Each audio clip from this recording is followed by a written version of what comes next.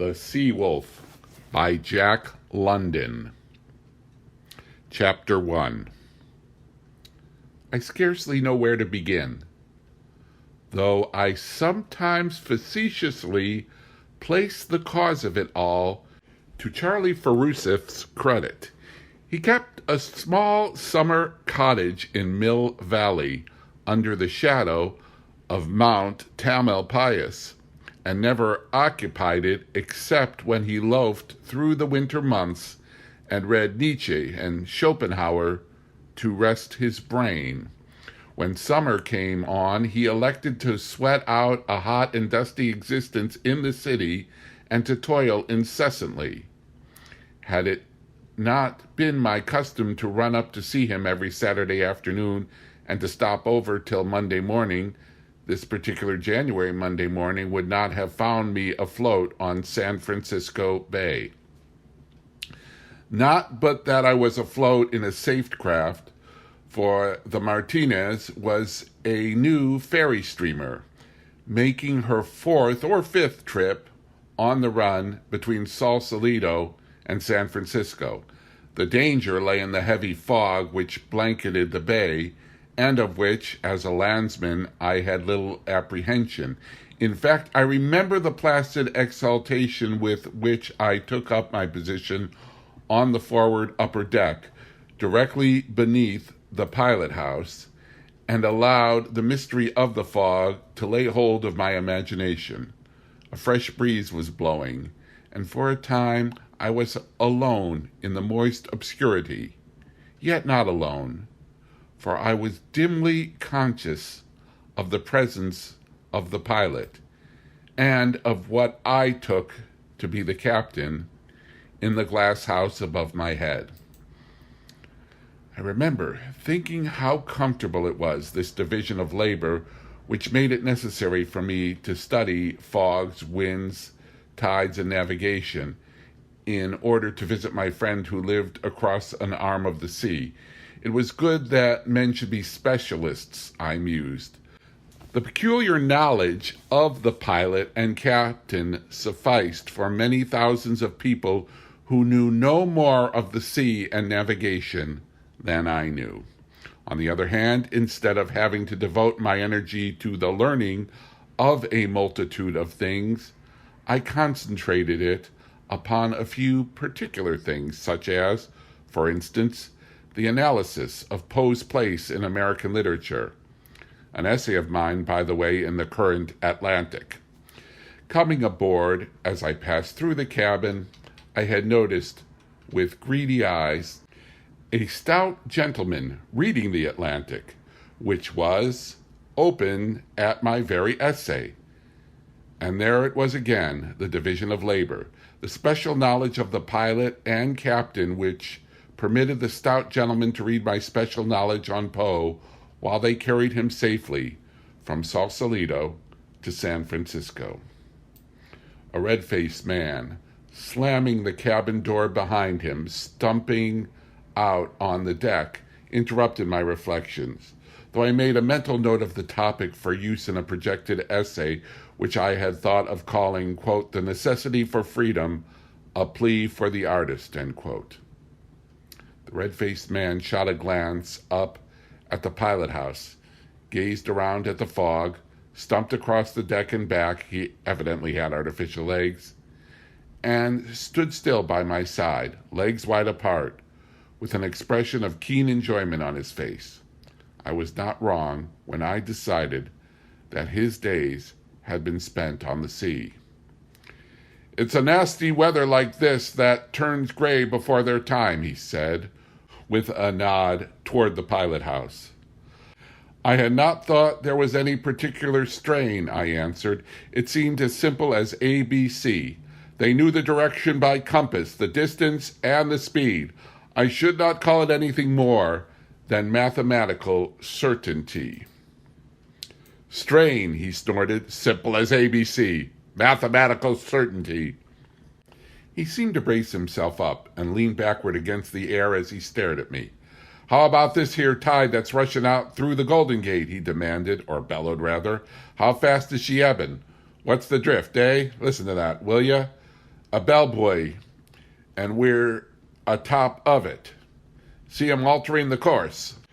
From out of the fog came the mournful tolling of a bell, and I could see the pilot turning the wheel with great rapidity.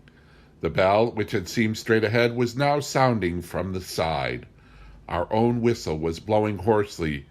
From time to time, the sound of other whistles came to us from out of the fog. "That's a ferry boat of some sort," the newcomer said, indicating a whistle off to the right. "And there, do you hear that? Blown by mouth. Some scow schooner, most likely. Better watch out, Mr. Schooner Man." "Ah, I thought so. Now hell's a-poppin' for somebody." The unseen ferry boat was blowing blast after blast, and the mouth-blown horn was tooting in terror-stricken fashion. "And now they're paying their respects to each other and trying to get clear," the red-faced man went on, as the hurried whistling ceased. His face was shining, his eyes flashing with excitement, as he translated into articulate language the speech of the horns and sirens. "That's a steam siren a-going it over there to the left. And you hear that fellow with a frog in his throat. A steam schooner as near as I can judge, crawling in from the heads against the tide." A shrill little whistle, piping as if gone mad, came from directly ahead, from very near at hand. Gongs sounded on the Martinez. Our paddle wheels stopped. Their pulsing beat died away, and then they started again. The shrill little whistle, like the chirping of a cricket amid the cries of great beasts, shot through the fog from more to the side and swiftly grew faint and fainter. I looked to my companion for enlightenment. "One of them daredevil launches," he said. "I almost wish we'd sunk him, the little rip. They're the cause of more trouble. And what good are they? Any jackass gets aboard one and runs it from hell to breakfast, blowing his whistle to beat the band and telling the rest of the world to look out for him because he's coming and can't look out for himself. Because he's coming. And you've got to look out too, right away. Common decency." They don't know the meaning of it. I felt quite amused at his unwarranted choler, and while he stumped indignantly up and down, I fell to dwelling upon the romance of the fog, and romantic it certainly was, the fog, like the gray shadow of infinite mystery, brooding over the whirling speck of earth, and men, mere motes of light and sparkle, cursed with an insane relish for work, riding their steeds of wood and steel through the heart of the mystery, groping their way blindly through the unseen, and clamoring and clanging in confident speech, the while their hearts are heavy with incertitude and fear. The voice of my companion brought me back to myself with a laugh. I too had been groping and floundering, the while I thought I rode clear-eyed through the mystery. "Hello, somebody coming our way," he was saying. "And do you hear that? He's coming fast, walking right along. Guess he don't hear us yet. Wind's in wrong direction." The fresh breeze was blowing right down upon us, and I could hear the whistle plainly, off to one side and a little ahead. "Ferry boat?" I asked. He nodded. "Or he wouldn't be keeping up such a clip." He gave a short chuckle. "They're getting anxious up there." I glanced up. The captain had thrust his head and shoulders out of the pilot house and was staring intently into the fog as though by sheer force of will he could penetrate it. His face was anxious, as was the face of my companion, who had stumped over to the rail and was gazing with a like intentness in the direction of the invisible danger. Then everything happened with inconceivable rapidity. The fog seemed to break away as though split by a wedge, and the bow of a steamboat emerged, trailing fog wreaths on either side like seaweed on the snout of a leviathan. I could see the pilot house and a white-bearded man leaning partly out of it on his elbows. He was clad in a blue uniform, and I remember noting how trim and quiet he was. His quietness, under the circumstances, was terrible. He accepted destiny, marched hand in hand with it, and coolly measured the stroke. As he leaned there, he ran a calm and speculative eye over us, as though to determine the precise point of the collision, and took no notice whatever when our pilot, white with rage, shouted, "Now you've done it." On looking back, I realized that the remark was too obvious to make rejoinder necessary. "Grab hold of something and hang on," the red-faced man said to me. All his bluster had gone, and he seemed to have caught the contagion of preternatural calm. "And listen to the woman scream," he said grimly, almost bitterly. I thought as though he had been through the experience before. The vessels came together before I could follow his advice. We must have been struck squarely amidships, for I saw nothing, the strange steamboat having passed beyond my line of vision. The Martinez heeled over sharply, and there was a crashing and rending of timber. I was thrown flat on the wet deck, and before I could scramble to my feet, I heard the scream of the women. This it was, I am certain, the most indescribable of blood-curdling sounds that threw me into a panic. I remembered the life preserver stored in the cabin, but was met at the door and swept backward by a wild rush of men and women. What happened in the next few minutes I do not recollect, though I have a clear remembrance of pulling down life preservers from the overhead racks, while the red-faced man fastened them to the bodies of an hysterical group of women. This memory is as distinct and sharp as that of any picture I have seen. It is a picture, and I can see it now. The jagged edges of the hole in the side of the cabin through which the gray fog swirled and eddied. The empty, unupholstered seats, littered with all the evidences of sudden flight, such as packages, hand satchels, umbrellas, and wraps. The stout gentleman who had been reading my essay encased in cork and canvas, the magazine still in his hand, and asking me with monotonous insistence if I thought there was any danger. The red-faced man stumping gallantly around on his artificial legs, and buckling life preservers on all comers, and finally the screaming bedlam of women. This it was, the screaming of the women, that most tried my nerves. It must have tried, too, the nerves of the red-faced man, for I have another picture which will never fade from my mind. The stout gentleman is stuffing the magazine into his overcoat pocket and looking on curiously. A tangled mass of women, with drawn white faces and open mouths, is shrieking like a chorus of lost souls. And the red-faced man, his face now purplish with wrath, and with arms extended overhead as in the act of hurling thunderbolts, is shouting, "Shut up! Oh, shut up!" I remember the scene impelled me to sudden laughter, and in the next instant I realized I was becoming hysterical myself, for these were women of my own kind, like my mother and sisters, with the fear of death upon them and unwilling to die. And I remember that the sounds they made reminded me of the squealing of pigs under the knife of the butcher, and I was struck with horror at the vividness of the analogy. These women, capable of the most sublime emotions, of the tenderest sympathies, were open-mouthed and screaming. They wanted to live. They were helpless, like rats in a trap, and they screamed. The horror of it drove me out on deck. I was feeling sick and squeamish, and sat down on a bench. In a hazy way, I saw and heard men rushing and shouting as they strove to lower the boats. It was just as I had read descriptions of such scenes in books. The tackles jammed. Nothing worked. One boat lowered away with the plugs out. filled with women and children, and then with water, and capsized. Another boat had been lowered by one end and still hung in the tackle by the other end, where it had been abandoned.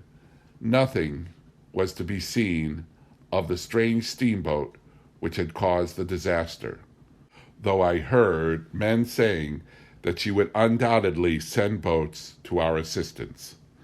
I descended to the lower deck. The Martinez was sinking fast, for the water was very near. Numbers of passengers were leaping overboard.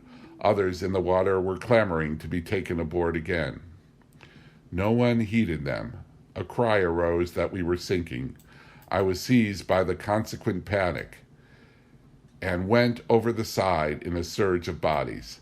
How I went over, I do not know, though I did know, and instantly, why those in the water were so desirous of getting back on the steamer. The water was cold, so cold that it was painful. The pang, as I plunged into it, was quick and sharp as that of fire. It bit to the marrow. It was like the grip of death. I gasped with the anguish and shock of it, filling my lungs before the life preserver popped me to the surface. The taste of salt was strong in my mouth, and I was strangling with the acrid stuff in my throat and lungs. But it was the cold that was most distressing. I felt that I could survive but a few minutes. People were struggling and floundering in the water about me. I could hear them crying out to one another. And I heard also the sound of oars. Evidently the strange steamboat had lowered its boats. As the time went by, I marveled that I was still alive. I had no sensation whatever in my lower limbs, while a chilling numbness was wrapping about my heart and creeping into it. Small waves with spiteful foaming crests continually broke over me and into my mouth, sending me off into more strangling paroxysms. The noises grew indistinct, though I heard a final and despairing chorus of screams in the distance, and I knew that the Martinez had gone down. Later, how much later I have no knowledge, I came to myself with a start of fear. I was alone.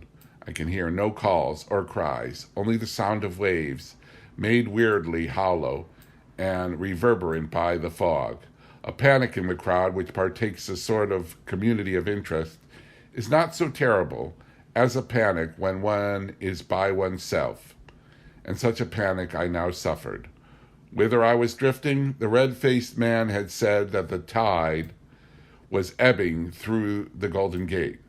Was I, then, being carried out to sea? And the life preserver in which I floated, was it not liable to go to pieces at any moment? I had heard of such things being made of paper and hollow rushes, which quickly became saturated and lost all buoyancy. And I could not swim a stroke. And I was alone, floating, apparently in the midst of a gray primordial vastness. I confess that a madness seized me, that I shrieked aloud as the women had shrieked, and beat the water with my numb hands. How long this lasted, I have no conception, for a blankness intervened, of which I remember no more than one remembers of troubled and painful sleep.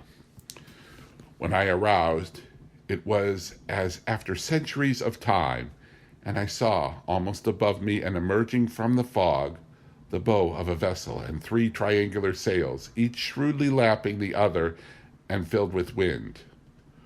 Where the bow cut the water, there was a great foaming and gurgling, and I seemed directly in its path.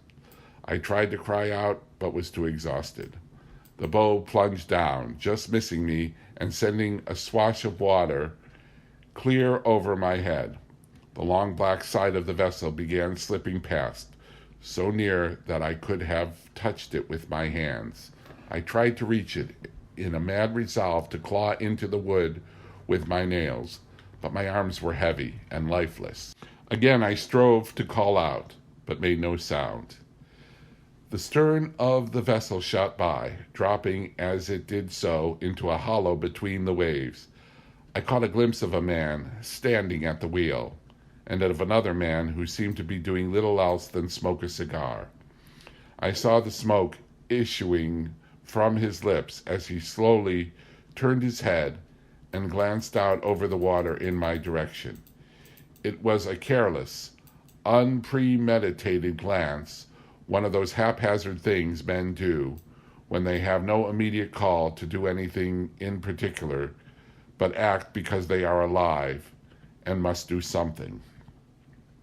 But life and death were in that glance. I could see the vessel being swallowed up in the fog. I saw the back of a man at the wheel and the head of the other man turning, slowly turning, as his gaze struck the water and casually lifted along it toward me. His face wore an absent expression as of deep thought, and I became afraid that if his eyes did light upon me, he would nevertheless not see me. But his eyes did light upon me and look squarely into mine, and he did see me, for he sprang to the wheel, thrusting the other man aside, and whirled it round and round, hand over hand, at the same time shouting orders of some sort. The vessel seemed to go off at a tangent to its former course, and leapt almost instantly from view into the fog. I felt myself slipping into unconsciousness, and I tried with all the power of my will to fight above the suffocating blankness and darkness that was rising around me. A little later I heard the stroke of oars growing nearer and nearer, and the calls of a man. When he was very near, I heard him crying in vexed fashion, "Why in the hell don't you sing out?" This meant me, I thought. And then the blankness and darkness rose over me. Chapter 2. I seemed swinging in a mighty rhythm through orbit vastness. Sparkling points of light spluttered and shot past me. They were stars, I knew, and flaring comets that peopled my flight among the suns. As I reached the limit of my swing and prepared to rush back on the counterswing, a great gong struck and thundered. For an immeasurable period lapped in the rippling of placid centuries, I enjoyed and pondered my tremendous flight. But a change came over the face of the dream. For a dream I told myself it must be. My rhythm grew shorter and shorter. I was jerked from swing to counterswing with irritating haste. I could scarcely catch my breath, so fiercely was I impelled through the heavens. The gong thundered more frequently and more furiously. I grew to await it with a nameless dread. Then it seemed as though I were being dragged over rasping sands, white and hot in the sun. This gave place to a sense of intolerable anguish. My skin was scorching in the torment of fire. The gong clanged and knelled. The sparkling points of light flashed past me in an interminable stream, as though the whole sidereal system were dropping into the void. I gasped, caught my breath painfully, and opened my eyes. 2 men were kneeling beside me, working over me. My mighty rhythm was the lift and the forward plunge of a ship on the sea. The terrific gong was a frying pan hanging on the wall that rattled and clattered with each leap of the ship. The rasping, scorching sands were a man's hard hands chafing my naked chest. I squirmed under the pain of it, and half lifted my head. My chest was raw and red, and I could see tiny blood globules starting through the torn and inflamed cuticle. "That'll do, Janssen," one of the men said. "Can't you see you've bloomin' well rubbed all the gent's skin orf?" The man addressed as Janssen, a man of the heavy Scandinavian type, ceased chafing me and arose awkwardly to his feet. The man who had spoken to him was clearly a Cockney, with the clean lines and weakly pretty, almost effeminate face of the man who has absorbed the sound of bow bells with his mother's milk, a draggled muslin cap on his head and a dirty gunny sack about his slim hips proclaimed him cook of the decidedly dirty ship's galley in which I found myself. "And how you feeling now, sir?" he asked, with the subservient smirk which comes only of generations of tip-seeking ancestors. For reply, I twisted this weakly into a sitting posture and was helped by Janssen to my feet. The rattle and bang of the frying pan was grating horribly on my nerves. I could not collect my thoughts. Clutching the woodwork of the galley for support, and I confess the grease with which it was scummed put my teeth on edge, I reached across the hot cooking range to the offending utensil, unhooked it, and wedged it securely into the coal box. The cook grinned at my exhibition of nerves and thrust onto my hand a steaming mug with an "Air, this'll do your good." It was a nauseous mess, ship's coffee, but the heat of it was revivifying.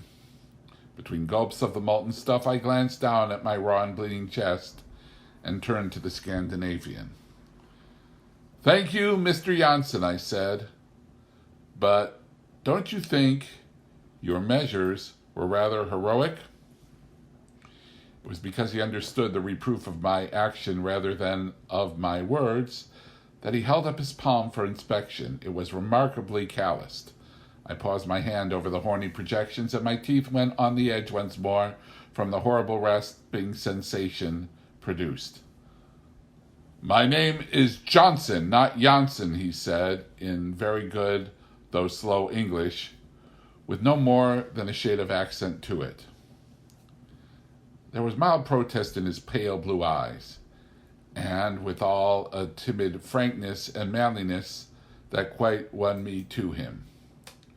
"Thank you, Mr. Johnson," I corrected, and reached out my hand for his. He hesitated, awkward and bashful, shifted his weight from one leg to the other, then blunderingly gripped my hand in a healthy shake. "Have you any dry clothes I may put on?" I asked the cook. "Yes, sir," he answered with cheerful alacrity. "I'll run down and take a look over my kit. If you no objection, sir, to wearing my things." He dived out of the galley door, or glided rather, with a swiftness and smoothness of gait that struck me as being not so much cat-like as oily. In fact, this oiliness, or greasiness, as I was later to learn, was probably the most salient expression of his personality. "And where am I?" I asked Johnson, whom I took, and rightly, to be one of the sailors. "What vessel is this? Where is she bound?" "Off the Farallones, heading about southwest," he answered slowly and methodically, as though groping for his best English, and rigidly observing the order of my queries. "The schooner Ghost, bound seal hunting to Japan." "And who is the captain? I must see him as soon as I am dressed." Johnson looked puzzled and embarrassed. He hesitated, while I groped in his vocabulary and framed a complete answer. "The captain is Wolf Larsen, or so men call him. I never heard his other name, but you better speak soft with him. He is mad this morning. The mate—" But he did not finish. The cook glided in. "Better sling your hook out of here, Janssen," he said. "The old man'll be wanting you on deck, and this ain't no day to fall foul of him." Johnson turned obediently to the door, at the same time over the cook's shoulder, favoring me with an amazingly solemn and pretentious wink, as though to emphasize his interrupted remark and the need for me to be soft-spoken with the captain. Hanging over the cook's arm was a loose and crumpled array of evil-looking and sour-smelling garments. "They was put away wet, sir," he vouchsafed explanation, "but you'll have to make them do till I dry yours out by the fire." Clinging to the woodwork, Staggering with the roll of the ship and aided by the cook, I managed to slip into a rough woolen undershirt. On the instant my flesh was creeping and crawling from the harsh contact. He noticed my involuntary twitching and grimacing and smirked. "I only hope you don't ever have to get used to such as that in this life, 'cause you've got a bloomin' soft skin, that you have, more like my lady's than any I know of. I was bloomin' well sure you was a gentleman as soon as I set eyes on you." I had taken a dislike to him at first, and as he helped to dress me, this dislike increased. There was something repulsive about his touch. I shrank from his hand. My flesh revolted. And between this and the smells arising from various parts, boiling and bubbling on the galley fire, I was in haste to get out into the fresh air. Further, there was the need of seeing the captain about what arrangements could be made for getting me ashore. A cheap cotton shirt with frayed collar and a bosom discolored with what I took to be ancient bloodstains was put on me amid a running and apologetic fire of comment. A pair of workman's brogans encased my feet, and for trousers I was furnished with a pair of pale blue washed-out overalls, one leg of which was fully 10 inches shorter than the other. The abbreviated leg looked as though the devil had their clutch for the cockney soul and missed the shadow for the substance.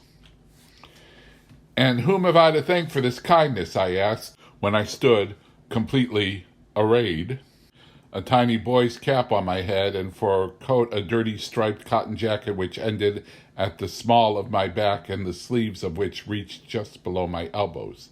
The cook drew himself up in smugly humble fashion, a deprecating smirk on his face. Out of my experience with stewards on the Atlantic liners at the end of the voyage, I could have sworn he was waiting for his tip. From my fuller knowledge of the creature, I now know that the posture was unconscious. A hereditary servility, no doubt, was responsible. "Mugridge, sir," he fawned, his effeminate features running into a greasy smile. "Thomas Mugridge, sir, and at your service." "All right, Thomas," I said. "I shall not forget you when my clothes are dry." A soft light suffused his face, and his eyes glistened, as though somewhere in the deeps of his being his ancestor had quickened and stirred with dim memories of tips received in former lives. "Thank you, sir," he said, very gratefully and very humbly indeed. Precisely in the way that the door slid back, he slid aside, and I stepped out on deck. I was still weak from my prolonged immersion. A puff of wind caught me, and I staggered across the moving deck to a corner of the cabin to which I clung for support. The schooner, heeled over far out from the perpendicular, was bowing and plunging into the long Pacific roll. If she were heading southwest, as Johnson had said, the wind, then, I calculated, was blowing nearly from the south. The fog was gone, and in its place the sun sparkled crisply on the surface of the water. I turned to the east, where I knew California must lie, but could see nothing save low-lying fog banks. The same fog, doubtless, that had brought about the disaster to the Martinez and placed me in my present situation. To the north, and not far away, a group of naked rocks thrust above the sea, on one of which I could distinguish a lighthouse. In the southwest, and almost in our course, I saw the pyramidal loom of some vessel's sails. Having completed my survey of the horizon, I turned to my more immediate surroundings. My first thought was that a man who had come through a collision and rubbed shoulders with death merited more attention than I received. Beyond the sailor at the wheel who stared curiously across the top of the cabin, I attracted no notice whatsoever. Everybody seemed interested in what was going on amidships. There, on a hatch, a large man was lying on his back. He was fully clothed, though his shirt was ripped open in front. Nothing was to be seen of his chest, however, for it was covered with a mass of black hair, in appearance like the furry coat of a dog. His face and neck were hidden beneath a black beard, intershot with gray, which would have been stiff and bushy had it not been limp and draggled and dipping with water. His eyes were closed, and he was apparently unconscious, but his mouth was wide open, his breast heaving as though from suffocation as he labored noisily for breath. A sailor, from time to time and quite methodically, as a matter of routine, dropped a canvas bucket into the ocean at the end of a rope, hauled it in hand under hand, and sluiced its contents over the prostrate man. Pacing back and forth the length of the hatchways and savagely chewing the end of a cigar was the man whose casual glance had rescued me from the sea. His height was probably 5 feet 10 inches, or 10.5, but my first impression or feel of the man was not of this, but of his strength. And yet while he was of massive build with broad shoulders and deep chest, I could not characterize his strength as massive. It was what might be termed a sinewy, knotty strength, of the kind as we ascribe to lean and wiry men, but which in him, because of his heavy build, partook more of the enlarged gorilla order. Not that in appearance he seemed in the least gorilla-like. What I'm striving to express is this strength itself, more as a thing apart from its physical semblance. It was a strength we are wont to associate with things primitive, with wild animals, and the creatures we imagine our tree-dwelling prototypes to have been.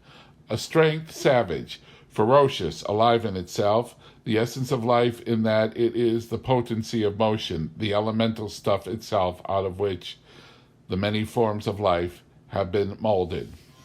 In short, that which writhes in the body of a snake when the head is cut off, and the snake, as a snake, is dead, or which lingers in the shapeless lump of turtle meat and recoils and quivers from the prod of a finger.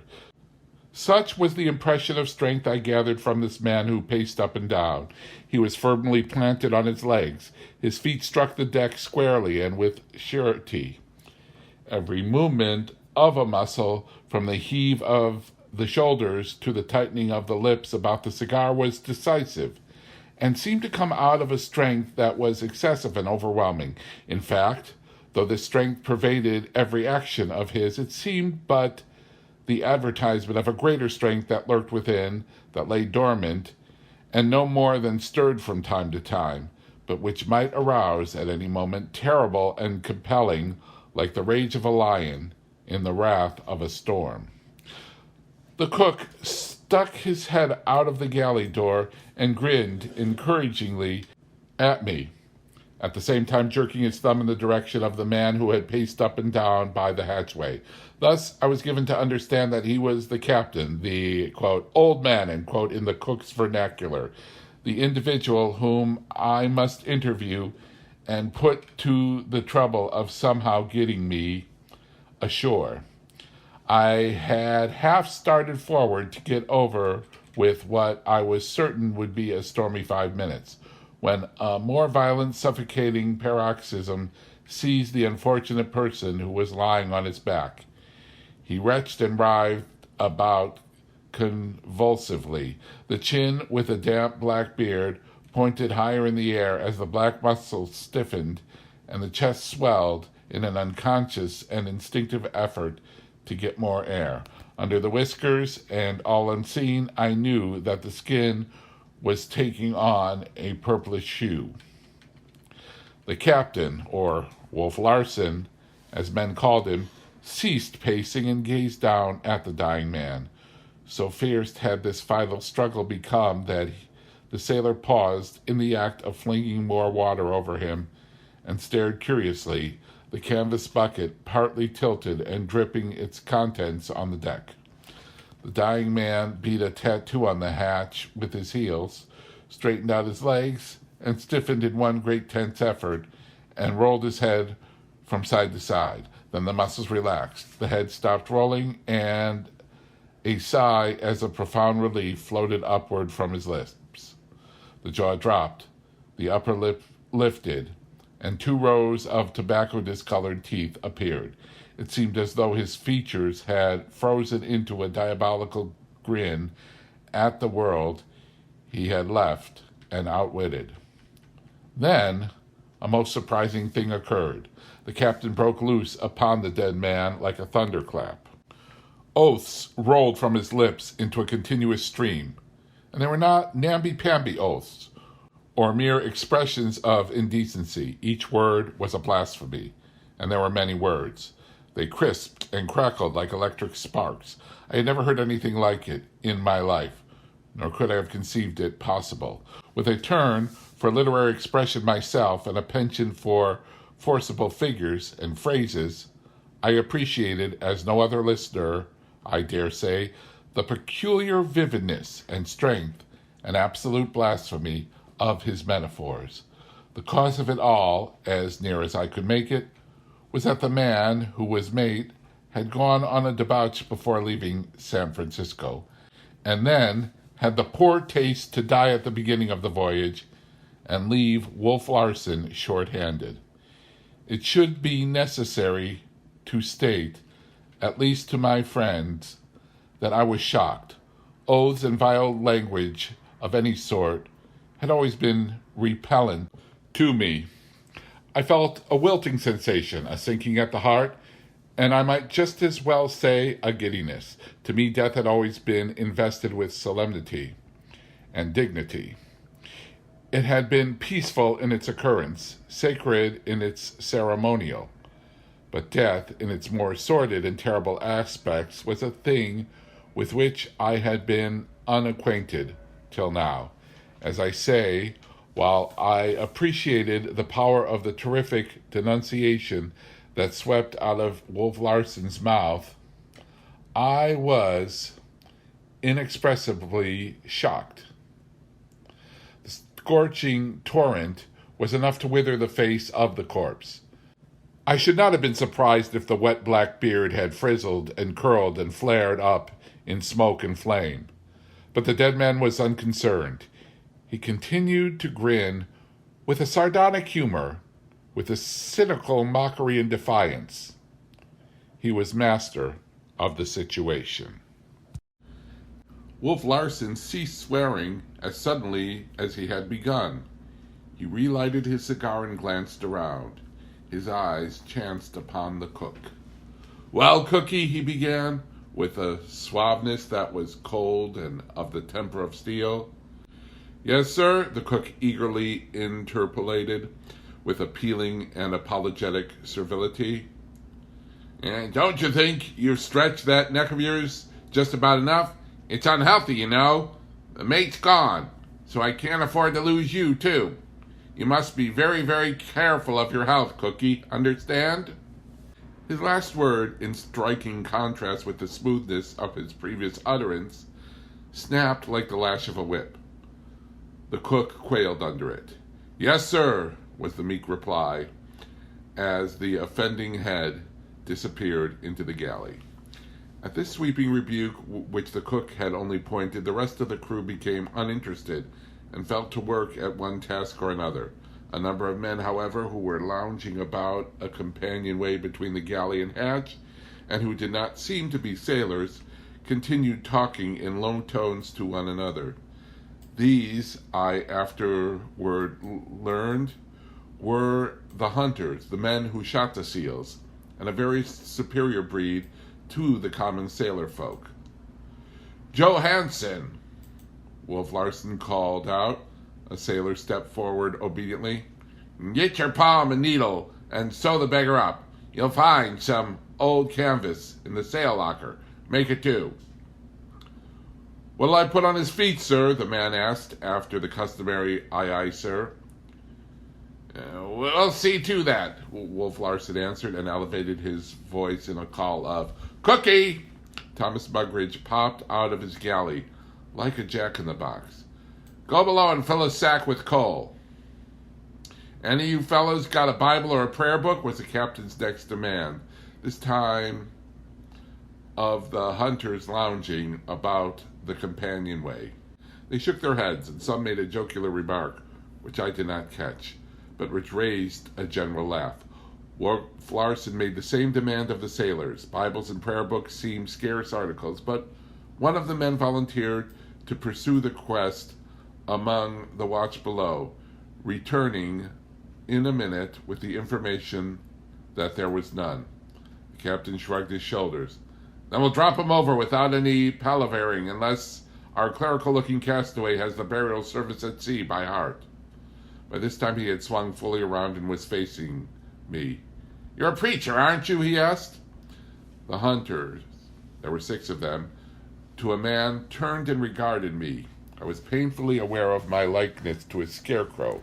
A laugh went up at my appearance, a laugh that was not lessened or softened by the dead man stretched and grinning on the dock before us, a laugh that was as rough and harsh and frank as the sea itself, that arose out of the coarse feelings and blunted sensibilities from natures that knew neither courtesy nor gentleness. Wolf Larsen did not laugh, though his gray eyes lighted with a slight glint of amusement, and in that moment, having stepped forward quite close to him, I received my first impression of the man himself, of the man as apart from his body and from the torrent of blasphemy I had heard him spew forth.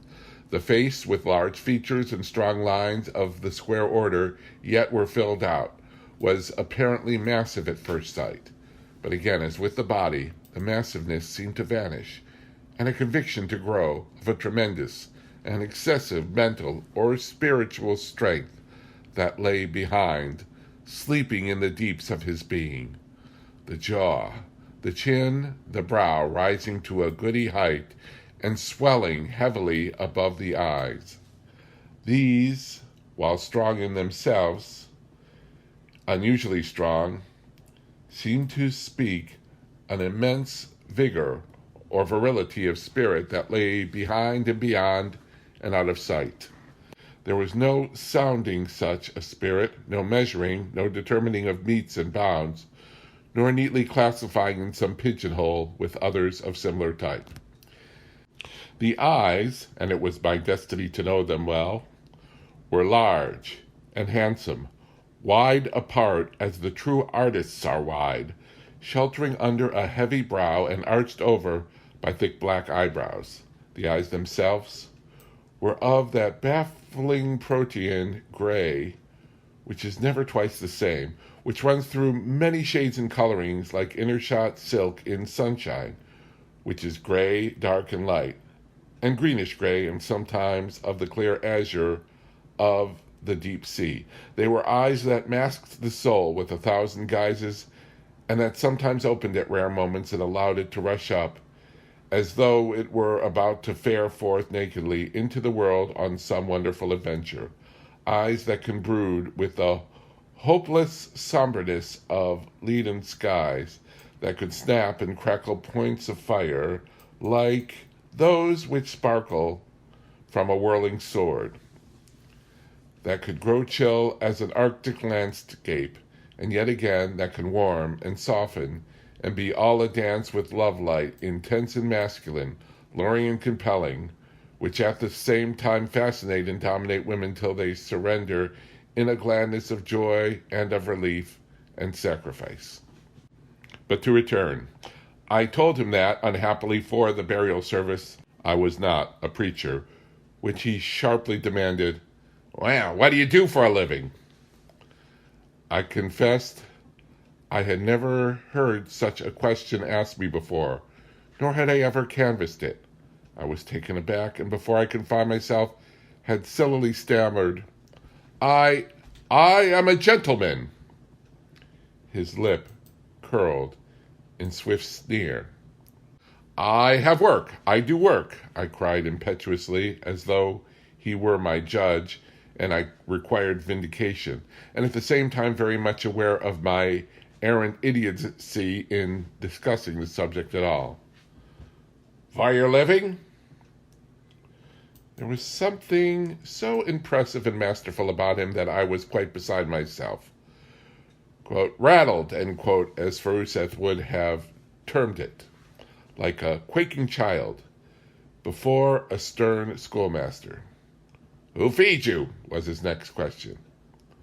"I have income," I answered stoutly, and could have bitten my tongue the next instant, all of which, you will pardon my observing, has nothing whatsoever to do with what I wish to see you about. But he disregarded my protest. "Who earned it, eh? I thought so. Your father. You stand on a dead man's legs. You never had any of your own. You couldn't walk alone between two sunrises and hustle the meat for your belly for 3 meals. Let me see your hand." His tremendous, dormant strength must have stirred swiftly and accurately, or I must have slept a moment, for before I knew it, he had stepped 2 paces forward, gripped my right hand in his, and held it up for inspection. I tried to withdraw it, but his fingers tightened, without visible effort, till I thought mine would be crushed. It's hard to maintain one's dignity under such circumstances. I could not squirm or struggle like a schoolboy, nor could I attack such a creature who had but to twist my arm to break it. Nothing remained but to stand still and accept the indignity. I had time to notice that the pockets of the dead man had been emptied on the deck, and that his body and his grin had been wrapped from view in canvas, the folds of which the sailor, Johansen, was sewing together with coarse white twine, shoving the needle through with a leather contrivance fitted on the palm of his hand. Wolf Larsen dropped my hand with a flirt of disdain. "Dead men's hands have kept it soft, good for little else than dishwashing and scullion work." "I wish to be put ashore," I said firmly, for I now had myself in control. "I shall pay you whatever you judge your delay and trouble to be worth." He looked at me curiously. Mockery shone in his eyes. "I have a counter proposition to make, and for the good of your soul. My mate's gone, and there'll be a lot of promotion. A sailor comes aft to take the mate's place. Cabin boy goes forward to take the sailor's place, and you take the cabin boy's place. Sign the articles for the cruise, $20 per month, and found. Now what do you say? And mind you, it's for your own soul's sake. It will be the making of you. You might learn in time to stand on your own legs and perhaps to toddle along a bit." But I took no notice. The sails of the vessel I had seen off to the southwest had grown larger and plainer. They were of the same schooner rig as the Ghost, though the hull itself I could see was smaller. She was a pretty sight, leaping and flying toward us, and evidently bound to pass at close range. The wind had been momentarily increasing, and the sun, after a few angry gleams, had disappeared. The sea had turned a dull-laden gray and grew rougher, and was now tossing foaming whitecaps to the sky. We were traveling faster and heeled farther over. Once, in a gust, the rail dipped under the sea, and the decks on that side were for the moment awash with water that made a couple of the hunters hastily lift their feet.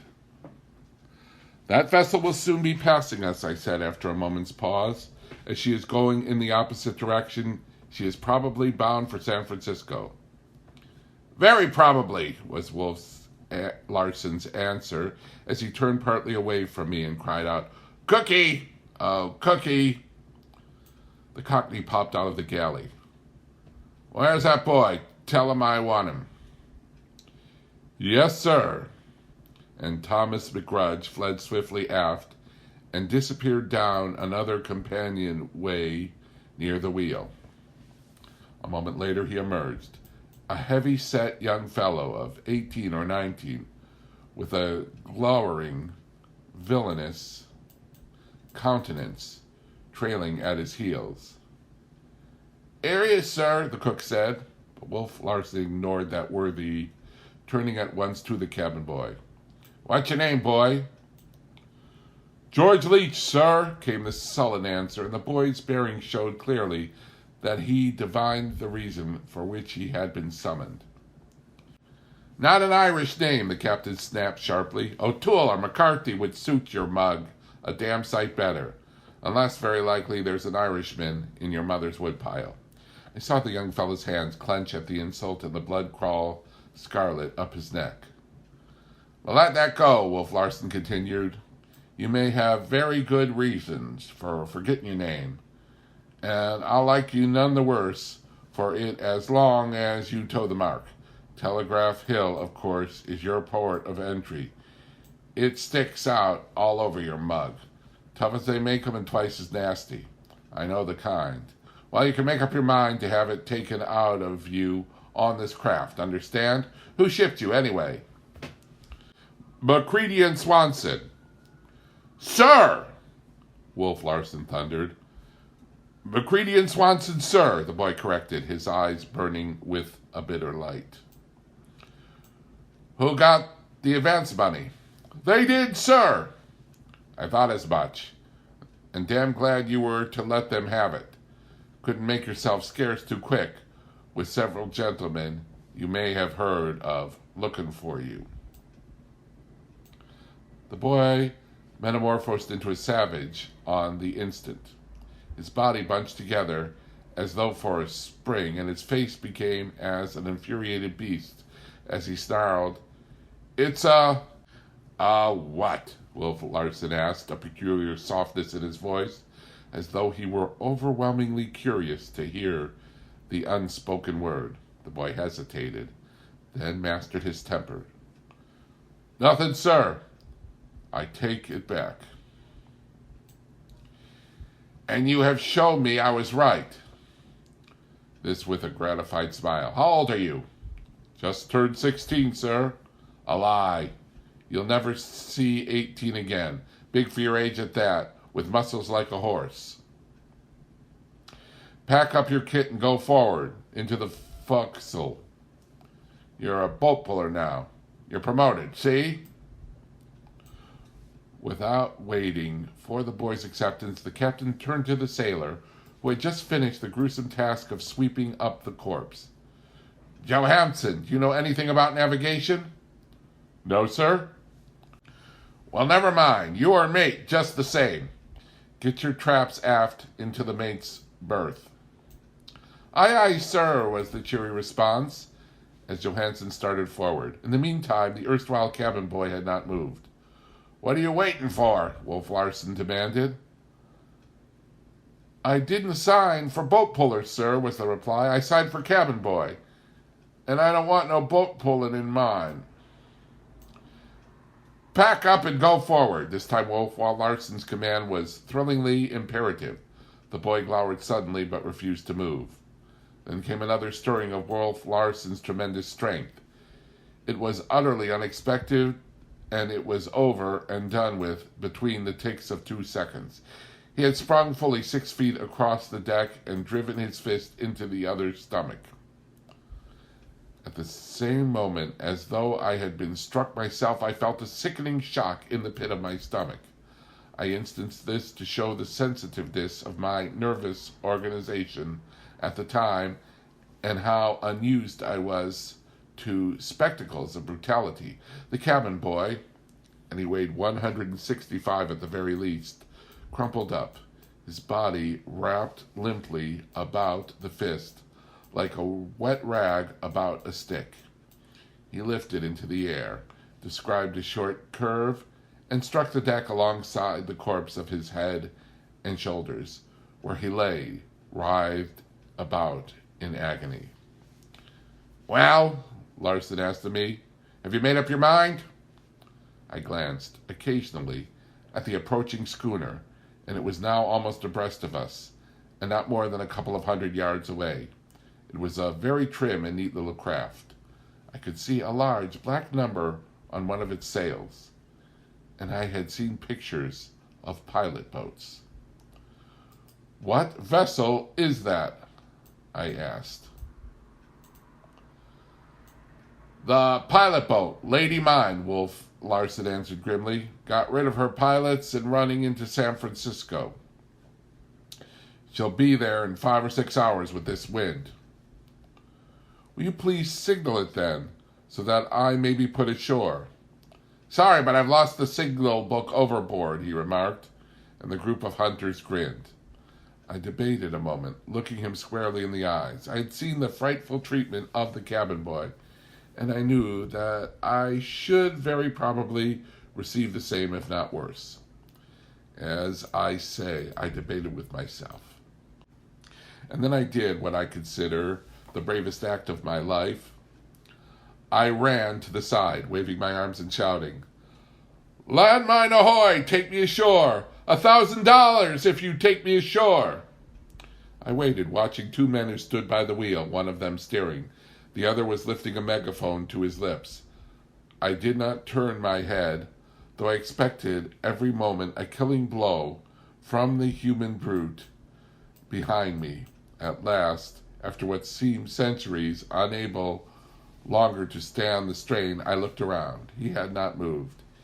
He was standing in the same position, swaying easily to the roll of the ship and lighting a fresh cigar. "What's the matter? Anything wrong?" That was the cry from the Lady Mine. "Yes!" I shouted at the top of my lungs. "Life or death. $1,000 if you take me ashore." "Too much Frisco Tanglefoot for the health of my crew," Wolf Larsen shouted after. "This one," indicating me with his thumb. "Fancy sea serpents and monkeys just now."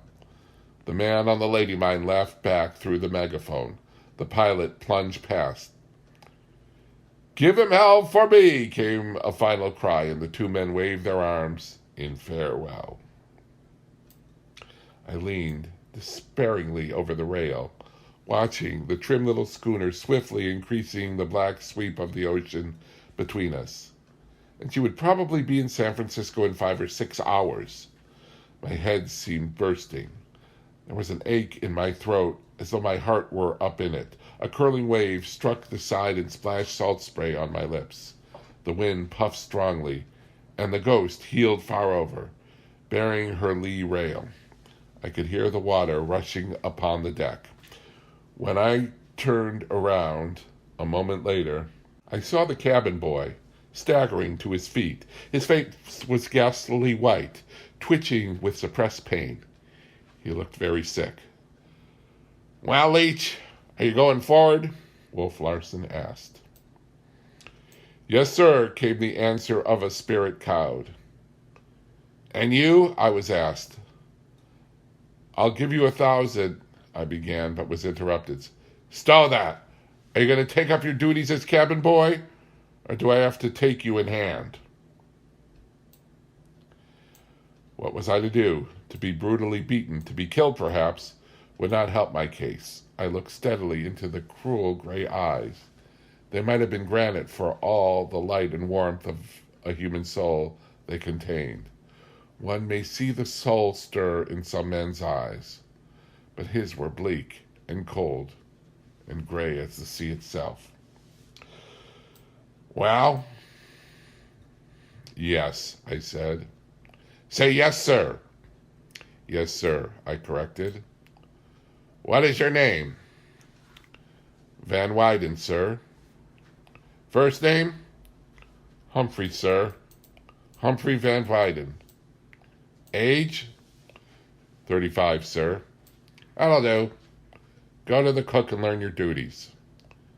And thus it was that I passed into a state of involuntary servitude to Wolf Larsen. He was stronger than I, that was all. But it was very unreal at the time.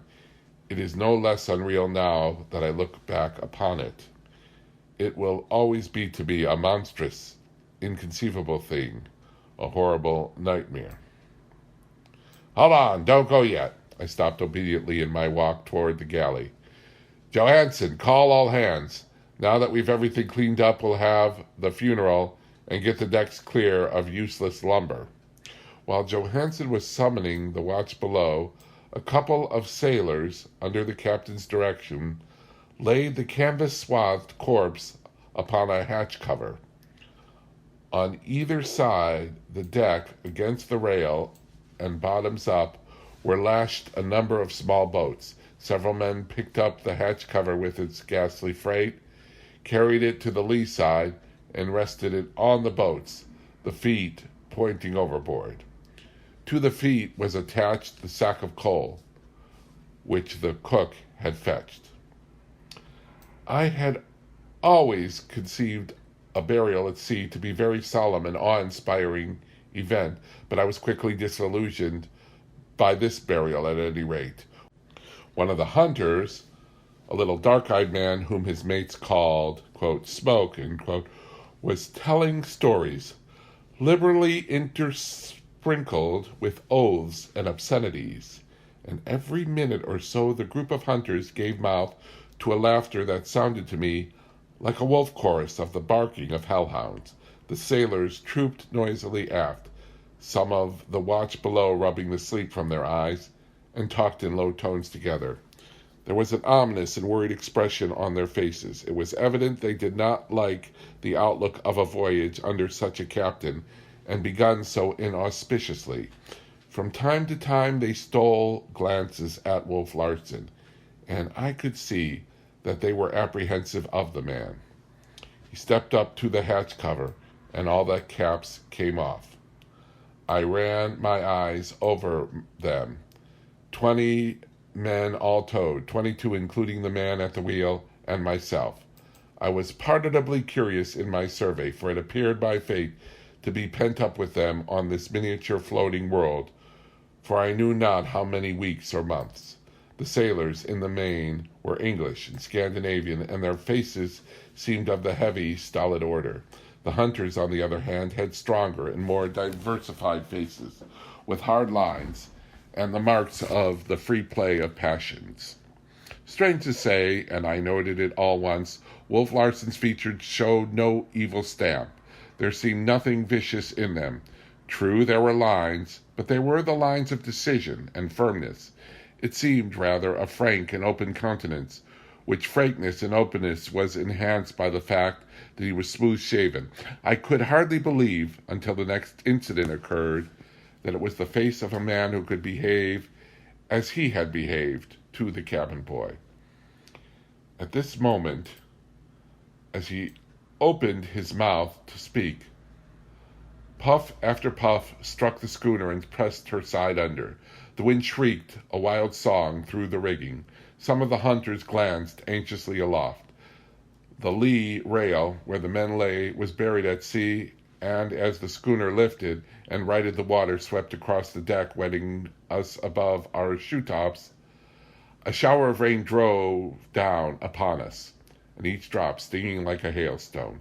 As it passed, Wolf Larsen began to speak, the bare-headed men swaying in unison to the heave and lunge of the deck. I only remember one part of the service, he said, and that is, and the body shall be cast into the sea, so cast it in. He ceased speaking. The man holding the hatch cover seemed perplexed, puzzled no doubt by the briefness of the ceremony. He burst upon them in fury. Lift up that end there, damn you! What the hell's the matter with you? They elevated the end of the hatch cover with pitiful haste, and like a dog flung overside, the dead man slid feet first into the sea. The coal at his feet dragged him down. He was gone. Johansen, Wolf Larsen said briskly to the new mate, keep all hands on deck now they're here. Get the topsails and jibs and make a good job of it. We're in for a sou'easter. Better reef the jib and mainsail too while you're about it. In a moment the decks were in commotion, Johansen bellowing orders, and the men pulling or letting go ropes of various sorts, all naturally confusing to a landsman such as myself. But it was the heartlessness of it that especially struck me. The dead man was an episode that was past, an incident that was dropped in a canvas covering with a sack of coal, while the ship sped along and her work went on. Nobody had been affected.